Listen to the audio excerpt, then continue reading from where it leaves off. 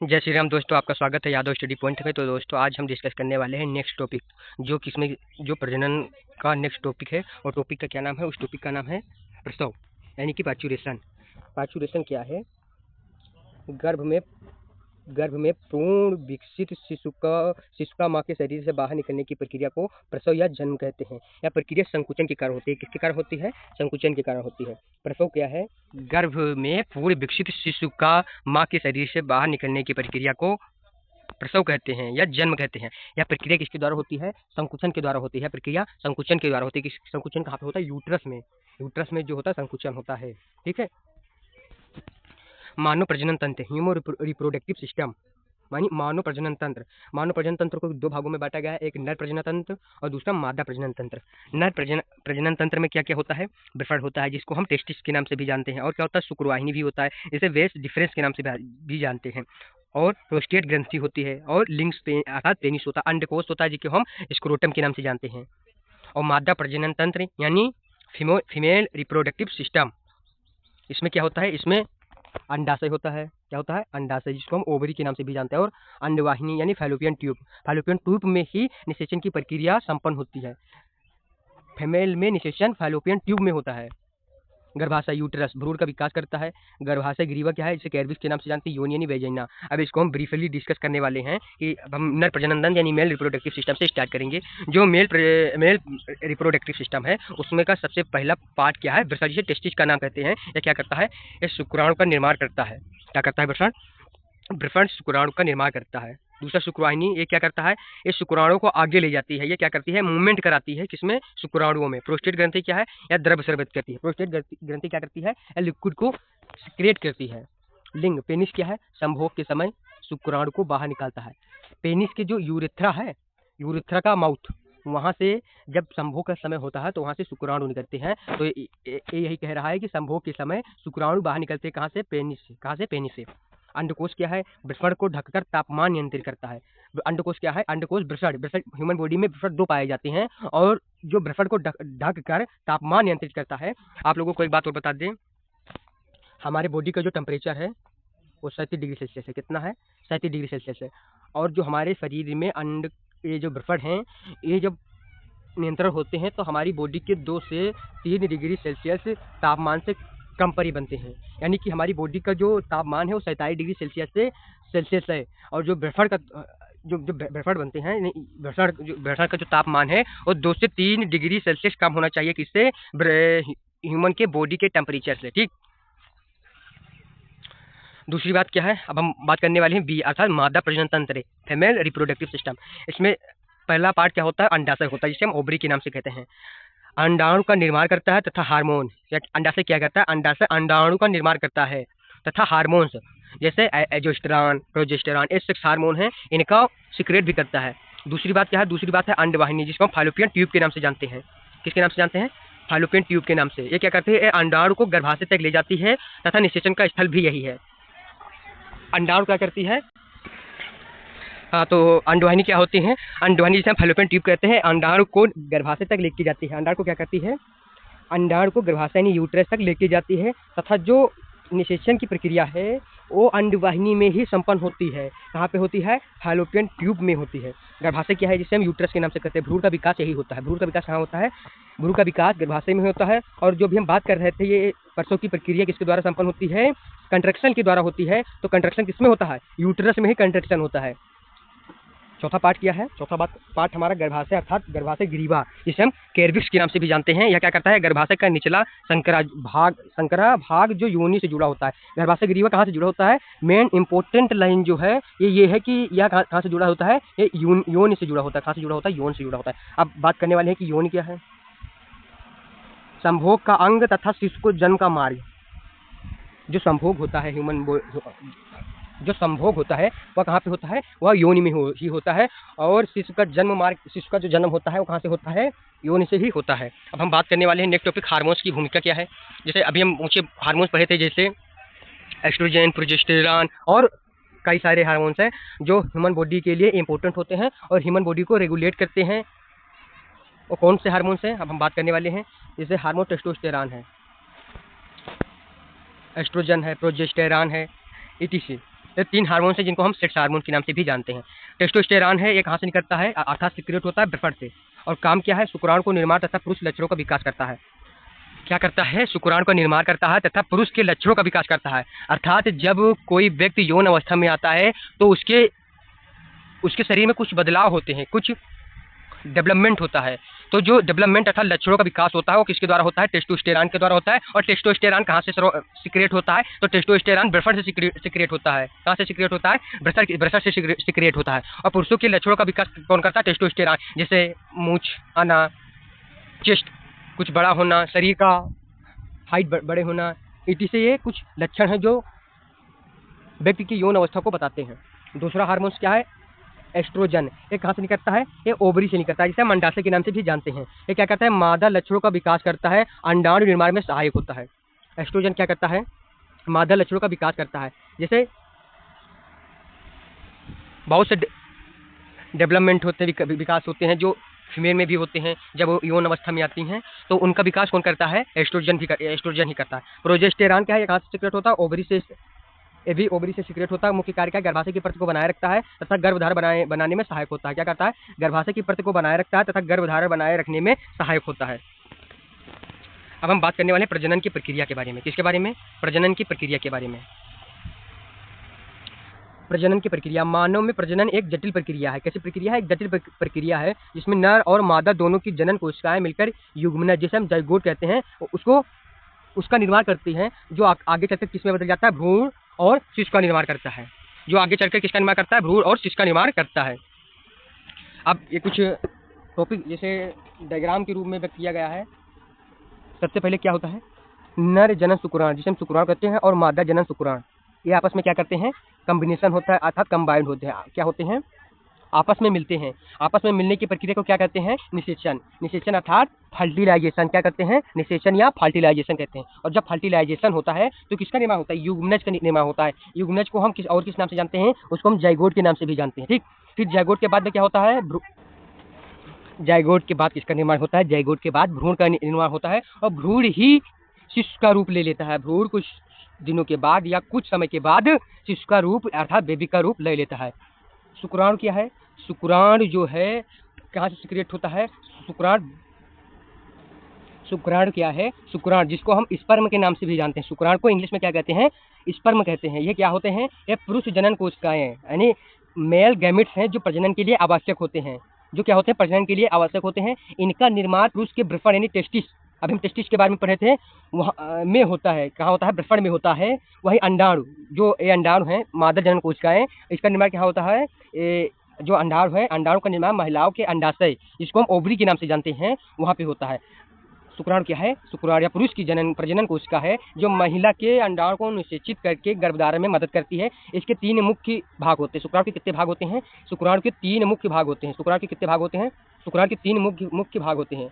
अंडाणु क्या है, महिलाओं के शरीर में अंडाशय ओवरी अंडाणु उत्पन्न करते हैं और ओव्यूलेशन के द्वारा एक परिपक्व अंडाणु मुक्त करते हैं। तो आप लोगों को अंडाणु और शुक्राणु समझ में आ ही गया होगा। तो अब हम बात करते हैं नेक्स्ट टॉपिक पे।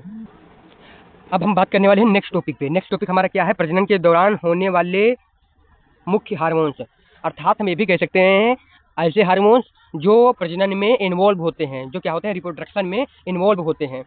जैसे FSH की, जिसको हम फुल फॉर्म के नाम से क्या जानते हैं, फॉलिकल उत्तेजक हार्मोन्स, फॉलिकल उत्तेजक हार्मोन्स के नाम से जानते हैं। किस नाम से, FSH का फुल फॉर्म क्या है, फॉलिकल स्टिमुलेटिंग हार्मोन्स।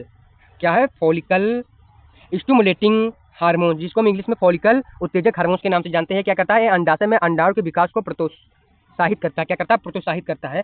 या क्या करता है, इन फीमेल में इट स्टिमुलेट, उत्तेजित या स्टिमुलेट करता है the development of ovarian follicle and promote यानी बढ़ावा देता है एस्ट्रोजन प्रोडक्शन को इन मेल्स में। किसमें, मेल में। और इट स्टिमुलेट करता है स्पर्म प्रोडक्शन, और मेल में क्या करता है, स्पर्म के प्रोडक्शन को स्टिमुलेट करता है। दूसरा हार्मोन्स क्या है, LH को हम क्या करते हैं, कहते हैं ल्यूटिनाइजिंग हार्मोन्स, ये क्या कहता है, अंडोत्सर्जन अगर ओव्यूलेशन में सहायक होता है।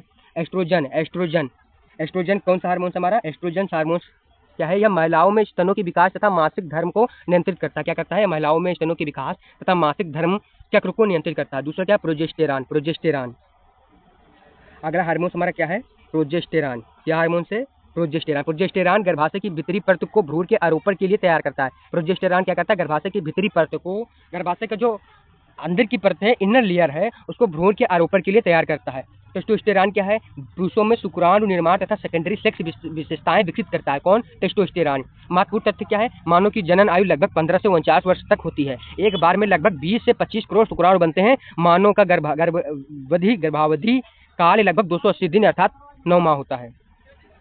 हम बात करने वाले हैं जो अभी हमने फॉलिकल स्टिमुलेटिंग हार्मोन, जिसको हम क्या कहते हैं, FSH के नाम से जानते हैं, और LH, ये दो हार्मोन्स किस हार्मोन्स के ग्रुप आते हैं, ये आते हैं किसके अंतर्गत आते हैं, ये आते हैं इंडोक्राइन ग्लैंड। इसको कहाँ से आता है, इंडोक्राइन ग्लैंड के अंदर आता है, इंडोक्राइन ग्लैंड के अंतर्गत आता है। ठीक, और इसको कौन सिक्रेट करता है, इसको सिक्रेट करता है पिट्यूटरी ग्लैंड। कौन सिक्रेट करता है, पिट्यूटरी ग्लैंड। पिट्यूटरी ग्लैंड कहाँ पे पाया जाता है, हमारे ब्रेन में पाया जाता है। कहाँ पे, बिलो दी हाइपोथैलेमस। किसके नीचे पाया जाता है, हाइपोथैलेमस के नीचे पाया जाता है। और जो पिट्यूटरी ग्लैंड है, उस पिट्यूटरी ग्लैंड को हम मास्टर ग्लैंड के नाम से भी जानते हैं, बिकॉज क्योंकि इसके जो हार्मोन्स कंट्रोल करते हैं the function of other endocrine gland. Other endocrine gland के फंक्शन को भी कंट्रोल करते हैं। कौन, पिट्यूटरी ग्लैंड। ठीक, अब हम बात करने वाले हैं प्रजनन के लिए आवश्यक बातें। प्रजनन के लिए आवश्यक बातें क्या क्या है।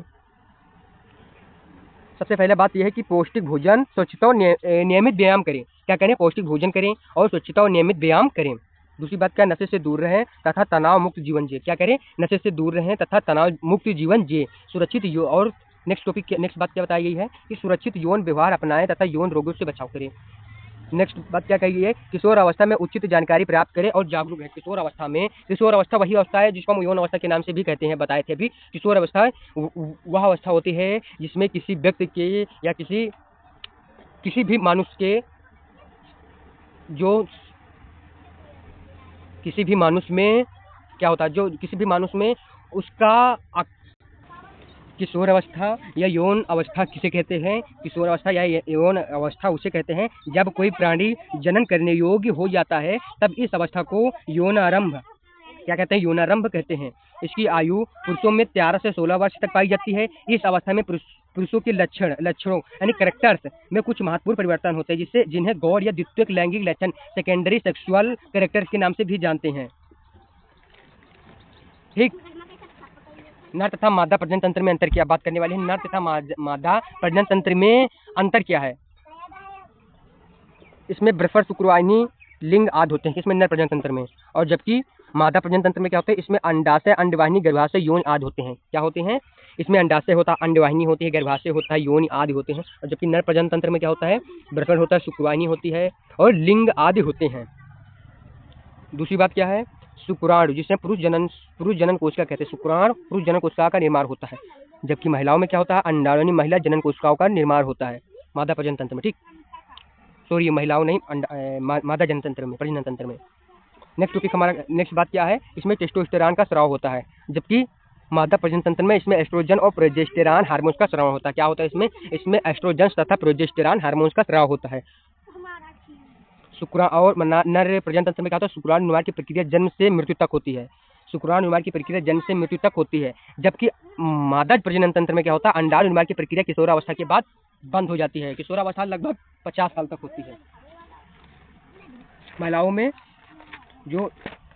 में किशोरावस्था यानी महिलाओं में जो किशोरावस्था होती है वह लगभग 10 से 12 वर्ष की आयु से प्रारंभ हो जाती है। किस उम्र से, 10 से 12 वर्ष की उम्र से स्टार्ट हो जाती है और समथिंग 50 साल के बाद ये रुक जाती है। 50 साल के बाद रुक जाती है। ठीक, बालिकाओं में यौनारंभ लड़कों की अपेक्षा बहुत जल्दी शुरू हो जाता है। लड़कियों में यह लगभग 10 से 12। ठीक, अब हम नेक्स्ट टॉपिक को डिस्कस करेंगे अगले दिन। ठीक, तब देखिए भी कितने बस एक ही टॉपिक बचा है, इसको हम आगे डिस्कस करके इस चैप्टर का एंड कर देंगे। ठीक, हमारा नेक्स्ट टॉपिक क्या है, अलैंगिक प्रजनन के प्रकार, आसेक्सुअल। ठीक, आसेक्सुअल रिप्रोडक्शन के प्रकार, टाइप ऑफ आसेक्सुअल रिप्रोडक्शन। ठीक, अलैंगिक प्रजनन, अभी तक हम लैंगिक प्रजनन के प्रकार पढ़े थे, अब हम बात करने वाले हैं अलैंगिक प्रजनन के प्रकार। अलैंगिक, ठीक है, इसमें क्या होता है, अलैंगिक प्रजनन में एक ही माता पिता की भागीदारी होती है तथा संतान माता पिता के समान होते हैं। इसके प्रमुख प्रकार निम्नलिखित हैं। इसके प्रमुख प्रकार क्या है, निम्नलिखित है, जैसे द्विखंडन। क्या, द्विखंडन, बहुखंडन, मुकुलन, बीजाणुनिर्माण और वनस्पतियों में शाकीय प्रजनन। ठीक है, इसके कितने प्रकार हैं निम्न है, जैसे बाइनरी फिजन हुआ, मल्टीपल फिजन हुआ, बडिंग हुआ, स्पोर फॉर्मेशन हुआ। ठीक है, द्विखंडन किसमें होता है? अमीबा में, पेरिमीशियम में। बहुखंडन प्लाज्मोडियम में। मुकुलन ईस्ट हाइड्रा में। बीजाणु फफंद में। वनस्पतियों में शाकीय प्रजनन जैसे आलू, अदरक, प्याज आदि। ठीक है, आलिंगी प्रजनन के प्रकार संक्षेप में, जैसे द्विखंडन। द्विखंडन की परिभाषा क्या है? द्विखंडन की परिभाषा का एक कोशिका दो समान भागों में विभाजित हो जाती है। उदाहरण के लिए अमीबा और पैरामीशियम। द्विखंडन क्या है? इसमें एक ही कोशिका, जो एक कोशिका है वो दो समान भागों में विभाजित हो जाती है। उदाहरण के लिए अमीबा और पैरामीशियम होता है। बहुखंडन क्या है? एक कोशिका अनेक भागों में विभाजित हो जाती है, कई संतानें बनाती हैं, जैसे प्लाज्मोडियम में। इसमें क्या होता है? इसमें एक कोशिका अनेक भागों में विभाजित होकर कई संतानें बनाती है। कोशिका को आप लोग समझते ही होंगे। कोशिका जिसको हम इंग्लिश में क्या कहते हैं? सेल के नाम से जानते हैं। और सेल को सर्वप्रथम किसने खोजा था? रॉबर्ट हुक ने खोजा था। ठीक, और सेल क्या है? Cell is the smallest unit of the human body. Cell क्या है? Cell is the smallest unit of the human body. लेकिन कैसी स्मॉलेस्ट यूनिट है? स्ट्रक्चरल एंड फंक्शनल यूनिट है स्मॉलेस्ट। और वैसे बात किया जाए तो हमारे शरीर में कोशिका से भी कई छोटी छोटी कोशिकाएं पाई जाती हैं। सेल से छोटी भी यूनिट पाई जाती है हमारी बॉडी में, लेकिन स्ट्रक्चरल एंड फंक्शनल यूनिट सबसे छोटी कौन सी है? सेल्स को कहते हैं। मुकुलन क्या है? मुकुलन शरीर पर उभार मुकुल बनता है और एक नया जीव बनता है, जैसे ईस्ट हाइड्रा। ठीक है, बीजाणु निर्माण का बीजाणु बनते हैं जो अनुकूलन परिस्थिति में नए जीव बनाते हैं, रेजोपीसिस, जिसे फफूंद के नाम से भी जानते हैं। शाकीय प्रजनन क्या? पौधों की तना, जड़, पत्ती आदि भागों से नए पौधे बनाते हैं, जैसे आलू, अदरक और प्याज। क्या हुआ? आलू हुआ, अदरक हुआ और प्याज हुआ। शाकीय प्रजनन किसके अंतर्गत आते हैं? शाकीय प्रजनन तंत्र के अंतर्गत आते हैं, जो पौधों की क्या? तना, जड़, पत्ती आदि भागों से नए पौधे बनाते हैं, जैसे आलू हुआ, अदरक हुआ और प्याज हुआ। अब नेक्स्ट टॉपिक हमारा क्या है? मानव की शुक्राणु की संरचना। मानव की शुक्राणु संरचना, स्ट्रक्चर ऑफ मानव की शुक्राणु की संरचना। इसमें सबसे ऊंचे शीर्षक भाग होता है, फिर क्या होता है? केंद्रक होता है, इसके बाद ग्रीवा होता है, मध्य भाग होता है जिसे हम मिडल पीस के नाम से जाते हैं, यानी ऊर्जा उत्पन्न करने वाले भाग होते हैं। पूंछ होती है, फिर क्या होते हैं? पूंछ। शुक्राणु के सबसे नीचे क्या होता है? शुक्राणु का पार्ट जो है, स्ट्रक्चर है, उसके सबसे नीचे क्या होता है? पूंछ होती है, जिसको हम टेल्स भी कहते हैं। ये क्या करता है? एक गति करने वाला भाग है, ये शुक्राणु को मूवमेंट कराता है। और कभी कभी एग्जाम में ज़्यादा पूछा जाता है कि माइटोकॉन्ड्रिया, सबसे ज़्यादा शुक्राणु में माइटोकॉन्ड्रिया कहाँ पे पाए जाते हैं? मध्य भाग में पाए जाते हैं। ठीक, शुक्राणु के मुख्य भाग क्या क्या है? जैसे शीर्षक हुआ, इसमें क्या होता है? अंडाणु के बाहरी आवरण को भेदने में सहायता करता है। ठीक है, न्यूक्लियस यानी केंद्र क्या है? इसमें अनुवांशिक पदार्थ होता है। ग्रीवा क्या है? सिर को मध्य भाग से जोड़ती है। क्या करते हैं? सिर को मध्य भाग से जोड़ते हैं। मध्य भाग क्या है? इसमें माइटोकॉन्ड्रिया होते हैं जो ऊर्जा उत्पादन यानी प्रदान करते हैं। पूंछ क्या है? यह गत प्रदान करती है। क्या करती है? यह गत प्रदान करती है। अंडाणु की संरचना क्या है? अंडाणु की संरचना, इसमें क्या होता है? इसमें सबसे आउटर मोस्ट लेयर क्या होती है? कोरोना रेडियम होता है। ठीक है, फिर क्या होता है? जोना पेल्यूसिडा होता है, कोशिका झिल्ली होती है, जिसे हम सेल मेम्ब्रेन के नाम से जानते हैं। फिर क्या होते हैं? केंद्रक होता है। फिर क्या होता है? केंद्रक होता है, जिसको हम न्यूक्लियस के नाम से भी जानते हैं। अंडाणु की विशेषताएं क्या है? यह गोलाकार और बड़ी होती है। क्या होती है? अंडाणु जो होती है गोलाकार होती है और बड़ी होती है। इसमें पोषक तत्वों का संग्रह होता है। क्या होता है? पोषक तत्वों का संग्रह होता है। इसमें केवल एक केंद्रक होता है। बाहरी आवरण इसे सुरक्षा प्रदान करता है। क्या करता है? बाहरी आवरण जो है इसे सुरक्षा प्रदान करता है। महत्वपूर्ण तथ्य क्या है? मानुष में निषेचन अंडवाहिनी या फैलोपियन ट्यूब में होता है। ठीक है, यह बात तो आप लोगों को पहले से मालूम होगी। गर्भधारण की समय अवधि जो है 9 माह, जिसे हम 280 दिन भी कह सकते हैं। जुड़वा बच्चे एक ही या अलग अंडाणु से हो सकते हैं। जुड़वा बच्चे क्या हो सकते हैं? एक ही, जो जुड़वा बच्चे हैं एक ही मोनोजाइगोटिक या अलग डाइजाइगोटिक अंडाणु से हो सकते हैं। अलैंगिक प्रजनन में संतानों में कोई विभिन्नता भी कह सकते हैं, विभिन्नता नहीं होती है। लैंगिक प्रजननों में संतानों में विविधता पाई जाती है, और जो लैंगिक प्रजनन है उसमें संतानों में विविधता पाई जाती है। तो दोस्तों बस आज के लिए इतना ही, फिर मुलाकात होगी किसी नई वीडियो के साथ। यदि आपको हमारी यह मेहनत पसंद आती है तो कृपया चैनल को लाइक और सब्सक्राइब जरूर कर लें और अपने क्लासमेट के साथ जरूर शेयर करें। जय श्री राम।